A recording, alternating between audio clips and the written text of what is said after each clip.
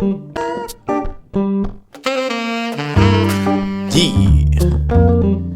we back. I was just about to start rapping.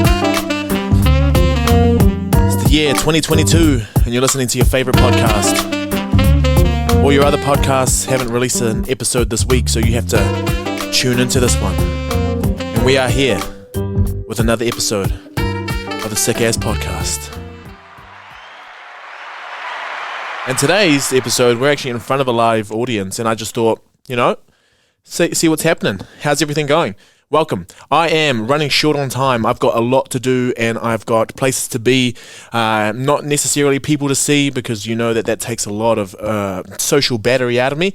But we're here. We're here for another episode, and really cool insights from last week's episode, and I'm glad that people reached out to me, and they felt that they resonated with it, and, unsurprisingly, it was a lot of my brown brothers and sisters who, just said that they've been part of thinking about social justice and being part of the people who are, I guess, displaced in terms of how they feel and how they feel they can make a difference, and just the types of things that they hear from different people when it comes to making that change. Either that change is not even worth it, or like maybe you're just overreacting, and that's the problem. That's what we have to face. And I think there was a little picture that came out, and it was talking about equity, and it was kind of showing it in a really cool way where they're talking about the distribution of wealth. And funnily enough, like a lot of people who were sharing it, they definitely are like unaware of their own privilege.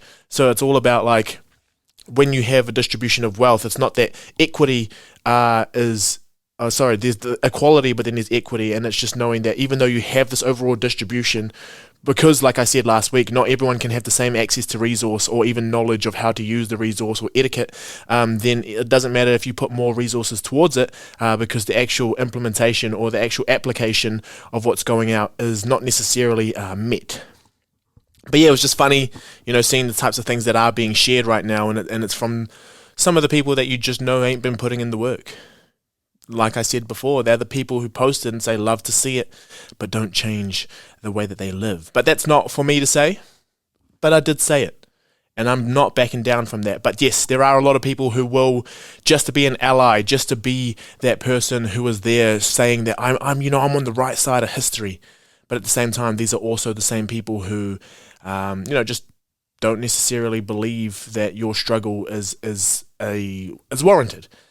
In some ways, and they're also the types of people who probably have never had to experience the same sort of hardship, and they're the types of people who, this was an interesting thing that came through was when people were messaging me, it's like the people who got maddest at them were people who, just like, oh, why don't you do this? Why don't you call this out? But it's like, we're brown. We have to live with this, so like we're trying to make life as easy as possible. It's easy for you to say, but like we actually live it. So how about you just go make some changes? Anyway, that's me getting super mad about my whole problem with this whole ally movement and all that sort of stuff, and coming at the people who are discriminated against and saying, why aren't you acting in a certain way, is not the way to go. But anyway, we're going to talk about guilt today. I've just quickly put some thoughts together after a really cool session that I've had, a therapeutic session, just chatting through a few things, and it's about like why I've been, in the social justice space, but also feeling like I had to do more to try, make it feel like I was going to actually make some sort of change, but then also being a little bit more kind to myself. So we'll get to that in a bit, and I know a lot of you will resonate with that. But we have a poem for today. I'm not enough, but who said that? Is your assessment of your worth founded in fact? In fact, it's mostly due to comparison, but you don't want to think you're enough because that's embarrassing. And now you're sitting thinking you could have done this, done that and done this. So busy caught up with how you live, you forgot to live. And now you're reflecting on everything and would kill for another turn, but time is the only currency that can never return. So of every moment, make the most. And at every chance to celebrate, make a toast. And although it may feel like you're doing the most, insecurities about your self-worth could rob you when your time is close. And that is by the One Eye Mike Wazowski. And that, I think it's a really good poem to take us into what we were going to talk about today. The guilt of not feeling like you're doing enough. and how do we get out of that cycle of, feeling bad that we're not doing stuff, and then, that pitting you into further guilt and just kind of going down that vicious cycle. So yeah, tune in for another episode. Let's get it.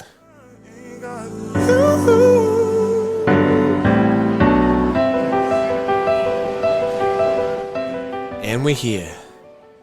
So just to recap on a couple of things that have happened this week. The first is I was re-listening to Grease. So I've been listening to a lot of soundtracks, like movie soundtracks of musicals at the gym. And Grease was one of them. And I was, you listen to the usuals. And I think I was listening to this because obviously the passing of Olivia Newton-John and Hopelessly Devoted was one of my favorite songs. Like, I'd sing it very, very often. If I was to go to karaoke, I would chant it like nothing. That was one of my favorite songs. But then as I let it play through, I got to the worst things I could do. There are worse things I could do. And it's Rizzo's song. So, I mean, the problem with Grease was that they all looked about 30, even though it was a high school movie. But Rizzo, when I was a child watching, it's funny when you re-watch movies and then you watch it as a child and you're like, oh my gosh, she's so boring, she's all these things and blah blah blah blah blah. Like she's just the trouble of all of them. And then when you start living life a little bit, you're like, actually, she was the coolest. Why did I want to be like, if I was a woman, why would I want to have been like Sandy, who's just like so oblivious to the real world, when Rizzo was the one who had the hardest upbringing and actually like was so aware of everything that was happening and missed out on a lot because of her upbringing or because of like what she had been exposed to. And the older you get, it's so funny. Like, you listen to that song is beautiful. And Rizzo herself, like, if I was to resonate with anyone rewatching it now, it would be her. She was the one who had to go through everything, grow up really quickly, and then have to kind of reflect a little more because, she had a fake pregnancy. Is it a spoiler? Is it really a spoiler if it was that long ago and you haven't seen Grease? But yeah, that's like, I think Squidward. I think the exact same thing when I think about Squidward, like, Mans just wants to be left in peace, to play his clarinet, and he's just getting bothered all the time. And I used to think he was a grouchy pants. I used to be like, oh, come on, Squidward. But actually, I feel for him. I do feel for the guy. Next on the agenda is the Whittaker's chocolate. And this is something I made a post about last week, but it's something that I want to quickly, just briefly touch on because I think everyone's starting to see just how ridiculous most New Zealanders are. Now, we have had multiple instances of people saying that New Zealand is actually racist. And then I talk to my international friends who say, man, New Zealand's got it all under control. Like, you guys actually, you care for your indigenous people. The only problem is, that's not the truth. New Zealand is racist as fuck. And like, absolutely racist as fuck. And it's not the racism, and I think this is our problem. It's not the racism where like someone would say, fuck you because you're this, It's the racism where people just do not believe that like equity is important. Or that, the language of the people of the land that was robbed, or like the culture of those people of the lands that were robbed, is actually important, and that we need to, live in an egalitarian society where everyone has the same access to opportunities and all that sort of stuff. Now, what happened was, Whittaker's, for Māori Language Week, or to celebrate the Māori language, have released packaging that has Māori words. So they've taken the English off and they've put Māori words, and people are losing their fucking minds over this stuff. A package that says Miraka, or like that's pretty much the transliterized Māori version of, so you like definitely would read it and know exactly what it was, but also they're an established brand, so you'll read it and you'll be like, oh, wow, that's definitely creamy milk chocolate, whatever it is. But everyone's lost it, and I think it's in the comments of Facebook threads that you start to see just how racist this country is, right? They won't allow that, and a lot of the arguments are just like they're shoving Māori down our throat, and I think what people failed to realize is that this is generations of colonization. And that colonials drove a country. So like everything that way they think we're doing is actually what happened by law, but also like by force when they actually colonized this country. So like they think that we're forcing Māori onto everyone, which is not the case. It's just making it more aware so that people can become, more attuned to it and actually start to use a bit more reo. Because every time a reo word is used, it's revitalized a little bit more. It's kept for another day, and it is a dying language. And there's arguments and people saying like, oh, this is, it's such a, I'm going to go work overseas. So unless you're working in this country, which barely anyone speaks Māori anyway, but like you can't go and use Māori overseas because nowhere else speaks it. That's not the point. The point is, it is a dying language of a group of people who had everything taken away from them by force and by trickery and by just fuckery, really. And the types of people who are saying this sort of stuff, they're like, I won't buy anymore because of that. It's just like, you're the types of people who probably shouldn't be eating chocolate anyway. But that's not what I'm trying to say. There is a deeper spiritual aspect to language. It's deeper. It's like displacement from land. Everything is interconnected. You are a product of your land, but you're also, everything that you have is in your vocabulary. You express the way that you are. You express who you are through your vocabulary. Keeping a language alive is keeping your spiritual connection to everything. Your ancestors spoke this language, passed it down. So tradition, culture, custom, spirituality, all of that is passed through the vocabulary that you use. If you start to lose this language, you lose a part of yourself. There is a bunch of people who are never going to have this opportunity to relive or to have that spiritual connection with their ancestors because they've lost the vocabulary.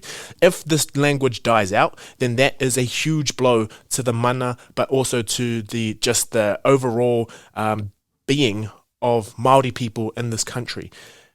Yes, it doesn't serve you, but it's not meant to serve you. You're a visitor, all right? If you are not a Māori person, then of course it's not going to serve you, but you can be part of the solution of keeping this alive. It's not to do with the usefulness of a language, but in terms of the usefulness of this language, it's absolutely vital that it stays alive.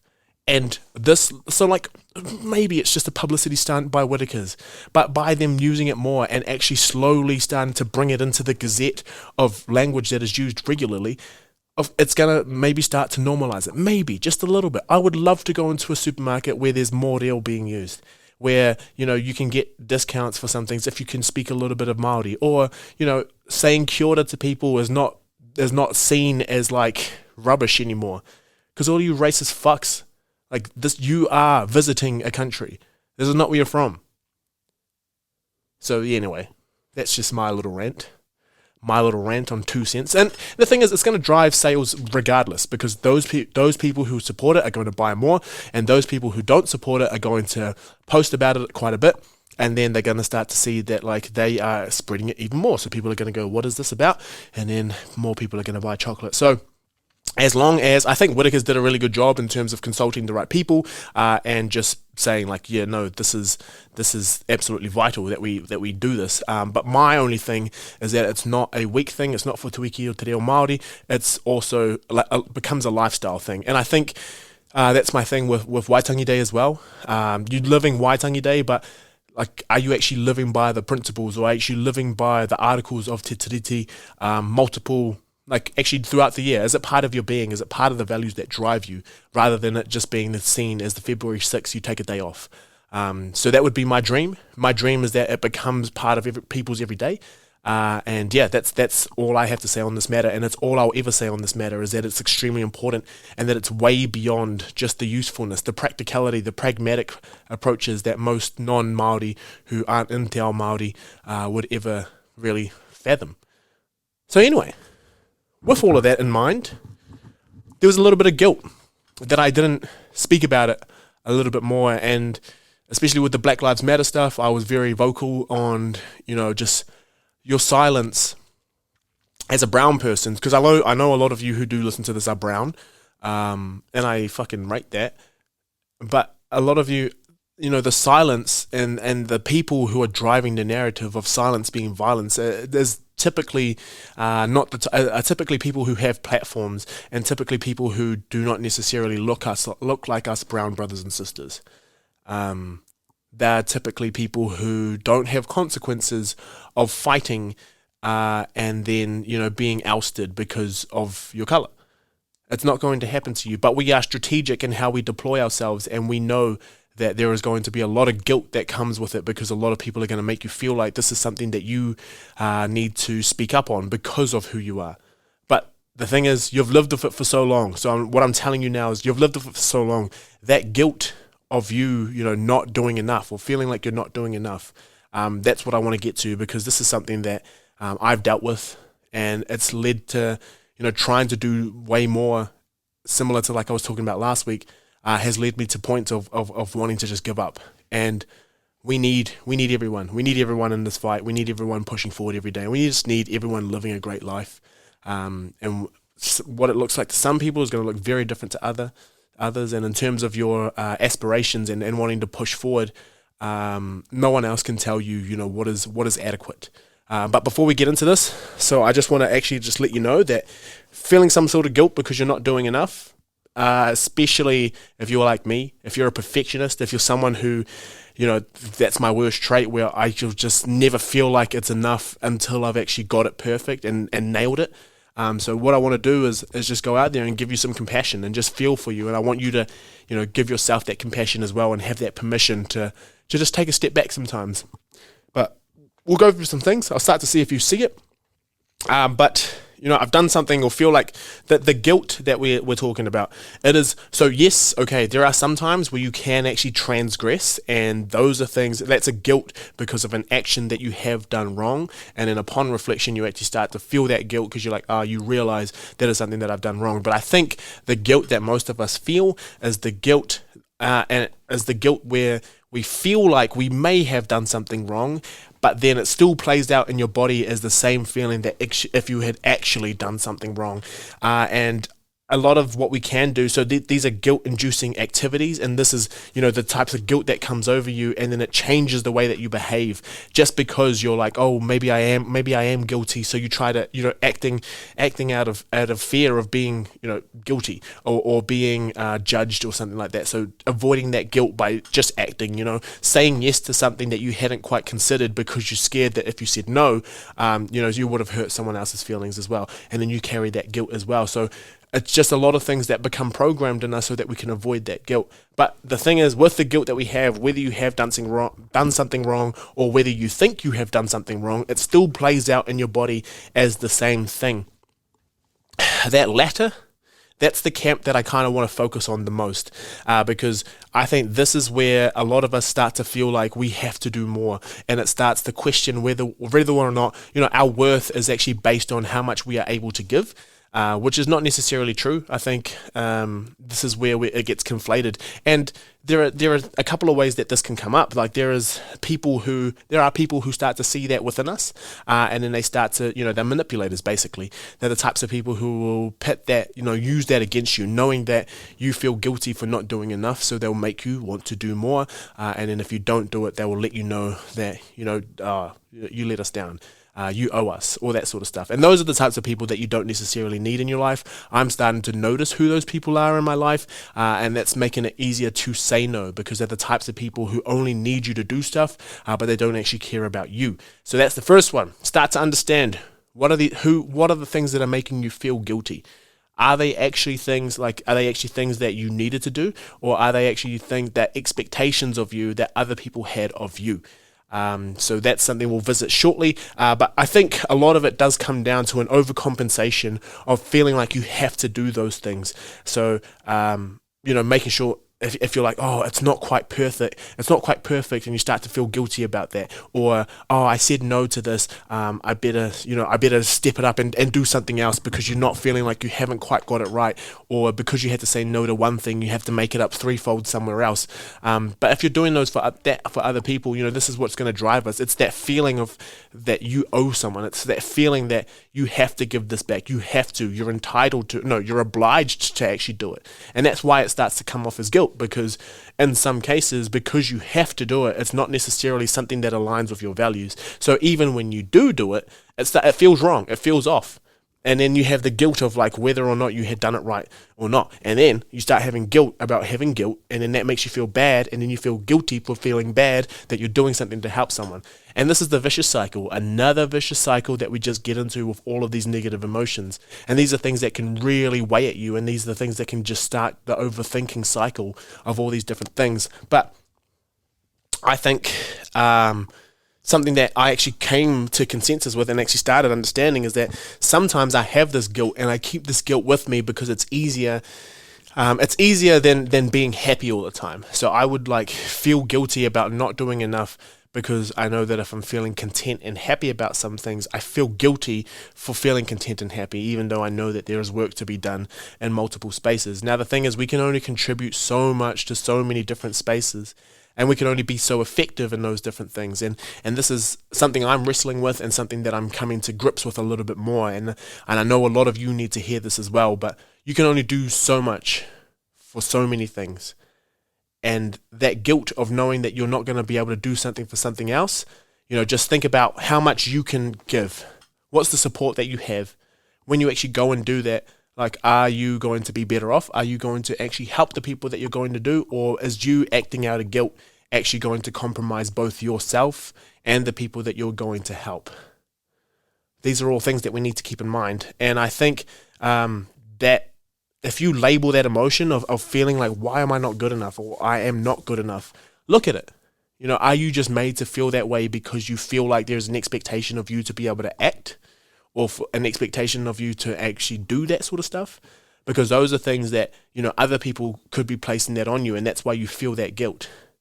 It's that guilt of other people expecting you to do something, but you not wanting to do it, and then feeling like, you're at a crossroads because you're going to let people down. And this brings us to something now, is just that, I think there's a lot of false guilt, and something that I think we as New Zealanders need to be a bit more aware of, and I think other people in other countries as well, but I wouldn't know, is, feeling guilt for having successes, and just feeling like you're not the type of person who actually deserves to have that. And then feeling guilty because other people worked harder, or you can come up with every single story in the book to say, this person probably should have got it instead of me, and all that, and you start to feel that guilt. So you overcompensate even more. You start putting yourself out there just to show people because you think that no one believes you should have got it anyway. But the only narrative that's coming out about that is usually yourself, because you're comparing yourself to what other people should be doing or think you should be doing. So that it comes down to expectations again. But I think what this is really good at is, especially for a lot of us who are empaths, is that we start to see that like the guilt is because we care so much about who we are and who we are to other people.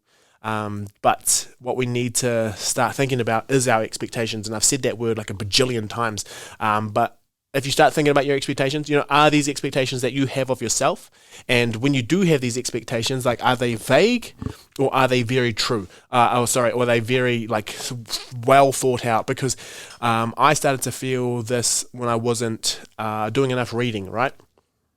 I said I would read more to do this lit review.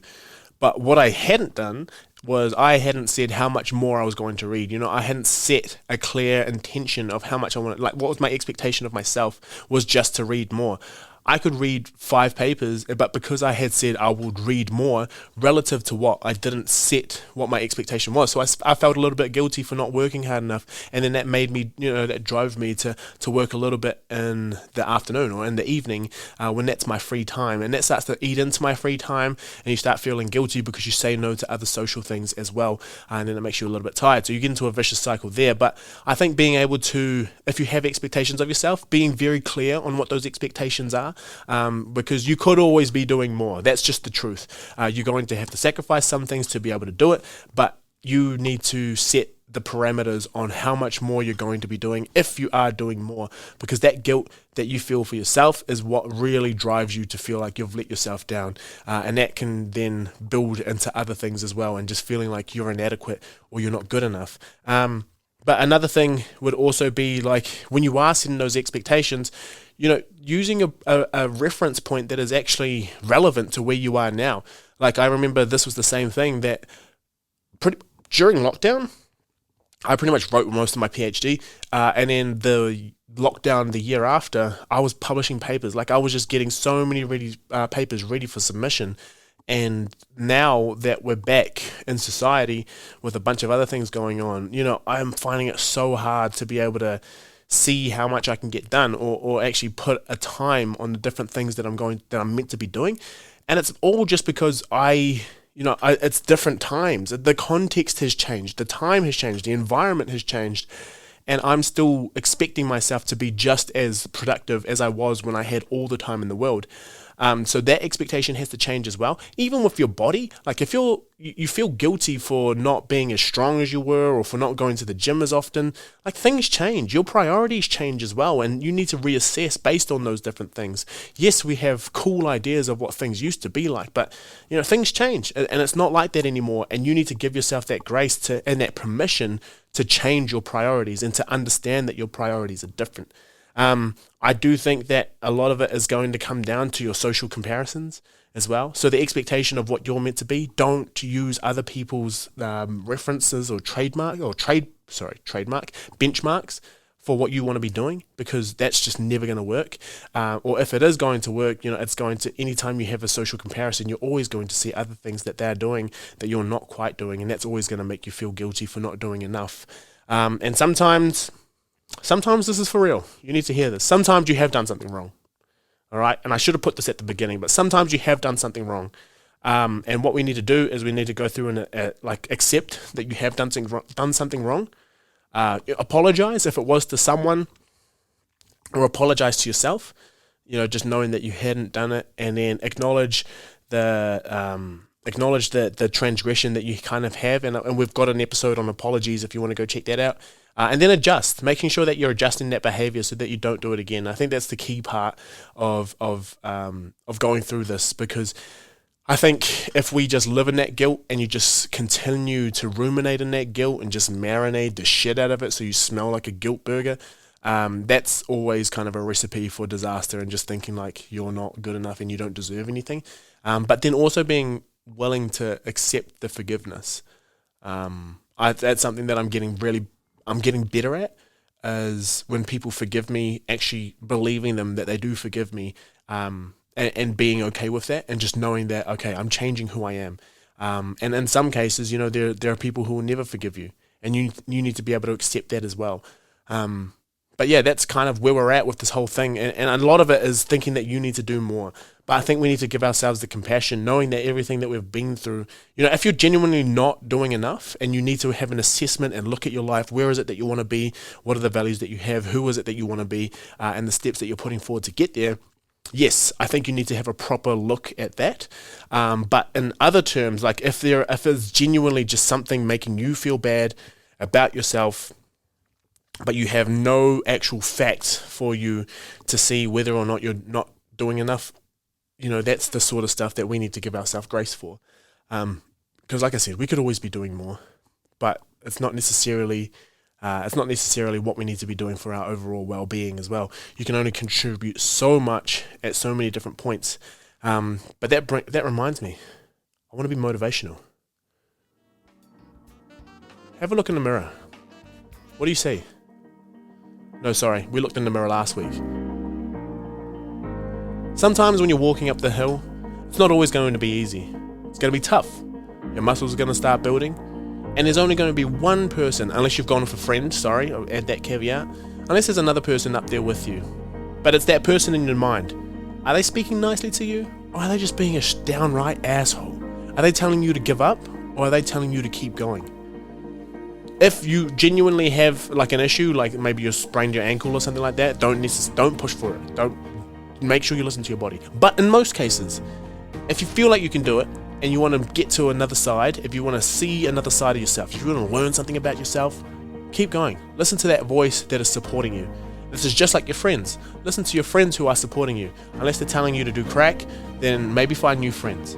But in most instances, those who support you, those who want you to be better, and those who want you to know that they will love you regardless of who you become, even if you did do crack, then maybe this is what we need to celebrate. Love you all. Thank you for tuning into another episode. And catch you later.